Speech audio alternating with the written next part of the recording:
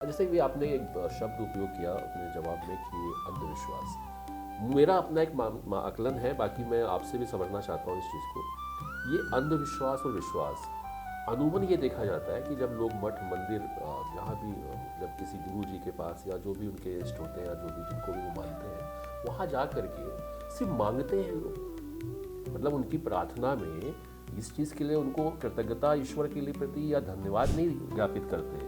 वो हर बार उनकी जब एक इच्छा पूरी होती तो फिर दूसरी एक इच्छा जागृत हो जाती। किसी का विवाह नहीं हो रहा, किसी के बच्चे नहीं हो रहे, कोई पैसे से परेशान, कोई नौकरी से परेशान, और ये जीवन चलता रहता है।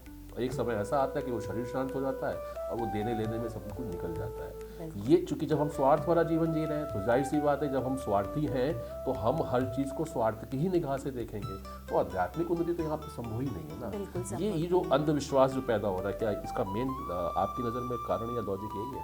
देखिए, जब आपके पास विवेक होता है या किसी व्यक्ति, एक नॉर्मल इंसान के पास जब विवेक होता है, तो जो विश्वास होता है वो कभी अंधविश्वास में कन्वर्ट नहीं होता है। अगर आपने सुनी सुनाई बात पे या किसी की कॉपी करके, अनुमान तो ऐसे ही देखा जाता है। हाँ, बिल्कुल आप सही कह रहे हैं। तो ये ज़्यादातर कॉपी करके लोग ऐसी हरकतें करने लग जाते हैं, फिर उसमें डूब जाते हैं, और डूबने के बाद उनको खुद का विवेक इतना खो जाता है कि पता ही नहीं चलता अब क्या हो रहा है।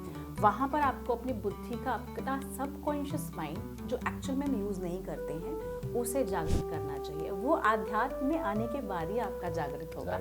हम डेली जो काम करते हैं वो सब हमारा कॉन्शियस माइंड करता है, लेकिन जो हम बार बार काम करते हैं वो हमारा सबकॉन्शियस होता है, और सबकॉन्शियस हम 0.001% भी यूज़ नहीं करते हैं। अगर वही इंसान यूज़ करना शुरू कर दे तो मैं डेफिनेटली बोल रही हूँ आपके इस पॉडकास्ट में कि वो आध्यात्मिकता की ओर बढ़ जाएगा और उसे ये भी पता चल जाएगा कि what is right and what is wrong.